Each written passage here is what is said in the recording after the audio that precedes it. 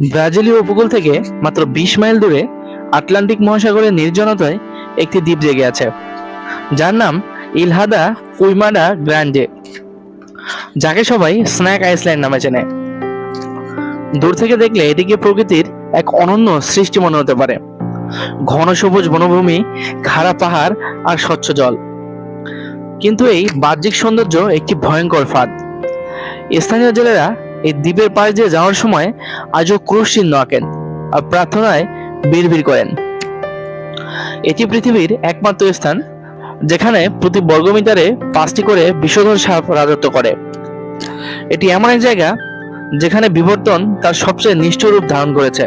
পুরো ভিডিও জুড়ে আমরা কেবল একটি দ্বীপের গল্প শুনবো না, আমরা প্রবেশ করব প্রকৃতির এমন এক ল্যাবরেটরিতে যেখানে 11,000 বছর ধরে মানুষ নয়, বরং একদল খনি সরীসৃপ নিজেদের আইন তৈরি করেছে।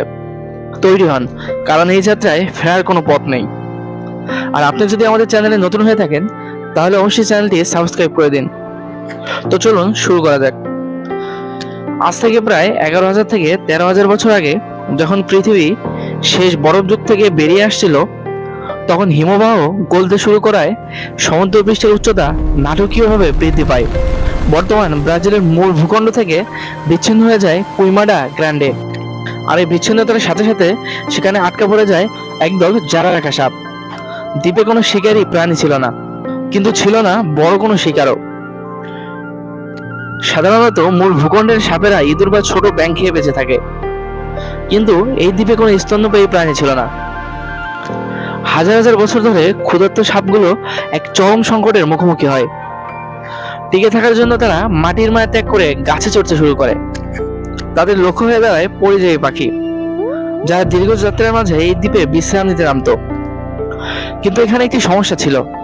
সাধারণ দেশে পাখি মরতে কয়েক মিনিট সময় নেয়, আর সেই সময়ে পাখি উড়ে গিয়ে সমুদ্রে পড়ে যেত, ফলে সাপটি খাবার পেত না। ঠিক এমন সময় বিবর্তন এখানে এক অবিশ্বাস্য খেলা খেললো। এই সাপের বিষ কয়েক হাজার বছরে এমন শক্তিশালী হয়ে উঠল, তা পাখিকে কামড় দেওয়া মাত্রই পঙ্গু বা মেরে ফেলতে সক্ষম। জন্ম নিল পৃথিবীর সবচেয়ে বিপজ্জনক প্রজাতি golden lancet viper. Golden lancet ভাইপারের বিষ কেবল বিষ নয়, এটি একটি জৈবিক অ্যাসিড। এর প্রধান উপাদান হলো হেমোটক্সিন, যা রক্ত জমাট বাধা দেয় এবং রক্তকণিকাকে ধ্বংস করে ফেলে।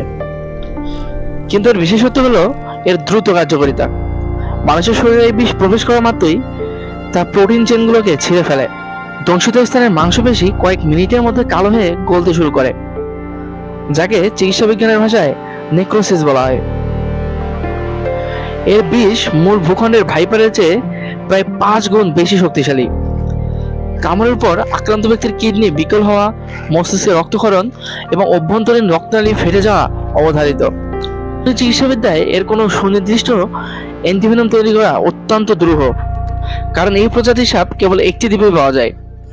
বিজ্ঞানীরা লক্ষ্য করেছেন এই সাপের বিষ মানুষের টিস্যু বা টিস্যু ফাইবারগুলোকে আক্ষরিক অর্থে হজম করে ফেলে। 1909 সাল থেকে 1920 সাল পর্যন্ত এই দ্বীপে মানুষ বসবাসের শেষ চেষ্টা করা হয়েছিল। ব্রাজিলীয় নৌবাহিনী সেখানে একটি বাতিঘর স্থাপন করে, যাতে জাহাজগুলো পাথরের পাহাড়ে ধাক্কা না খায়। শেষ বাতিঘর রক্ষকের কাহিনীটি আজও ব্রাজিলের উপকূলে লোকগাথা হয়ে আছে।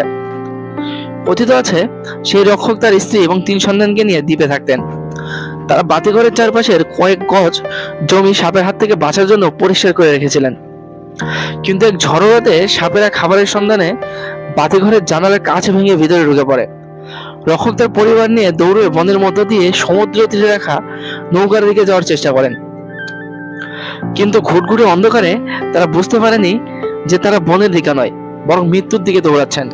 ঝোপঝাড়ে ও গাছের ডালে ঝুলে থাকা শত শত ল্যান্সেট তাদের আক্রমণ করে। পরদিন নৌবাহিনীর জাহাজ এসে দেখে সারা ঘরে রক্ত, আর বনের ভিতর পড়ে আছে 5টি নিথর দেহ। সে থেকে বাতিঘরটি স্বয়ংক্রিয় করে দেওয়া হয়। আজও প্রতি বছর নৌবাহিনী যখন ব্যাটারি পরিবর্তন করতে যায়, তারা 3 স্তরের সুরক্ষা স্যুট পরে দ্বীপে নামে। এত বিপদ থাকা সত্ত্বেও মানুষ সেখানে যায় কেন? উত্তর হলো লোভ। গোল্ডেন ল্যান্সেট ভাইপার পৃথিবীর বিরলতম সাপগুলোর একটি। বন্যপ্রাণী পাচারকারীদের কাছে এর চাহিদা আকাশচুম্বী। আন্তর্জাতিক কালোবাজারে একটি পূর্ণবয়স্ক গোল্ডেন ল্যান্সেট ভাইপারের দাম 15,000 থেকে 30,000 মার্কিন ডলার পর্যন্ত হতে পারে। একে বলা হয় বায়োভাইরাসি। ধ্বনি সংগ্রাহক বা অবৈধ ল্যাবরেটরিগুলো এই সাপের বিষ পাওয়ার জন্য চোরা শিকারীদের নিয়োগ করে। এই শিকারীরা রাতের আধারে দ্বীপে নামে। অনেকের মতে এই দ্বীপে নামা অনেক পাচারকারী আর কোনোদিন ফিরে আসেনি। তাদের নৌকাগুলো পরে পরিত্যক্ত অবস্থায় ভাসতে দেখা গেছে। দ্বীপটি যেন নিজেই নিজের সম্পদ পাহারা দেয়। ব্রাজিল সরকার এখন কুইমারা গ্র্যান্ডেকে একটি অত্যন্ত সংবেদনশীল পরিবেশগত এলাকা হিসেবে ঘোষণা করেছে। সাধারণ মানুষ বা পর্যটকদের জন্য এখানে প্রবেশ দণ্ডনীয় অপরাধ। কেবল বিশেষ অনুমতিপ্রাপ্ত হারপোডোলজিস্ট এবং নৌবাহিনীর সদস্যরাই সেখানে যেতে পারেন। গবেষকরা এখন এই ভয়ঙ্কর বিষ থেকে হাইপারটেনশন বা হৃদরোগের ওষুধ তৈরির সম্ভাবনা খুঁজছেন। অর্থাৎ যে বিষ প্রাণ কেড়ে নেয় তা হয়তো একদিন প্রাণ বাঁচানোর কাজে লাগবে। ইলহা দ্য কুইমারা গ্র্যান্ডে আমাদের শেখায় যে প্রকৃতি সবসময় মানুষের নিয়ন্ত্রণে থাকে না।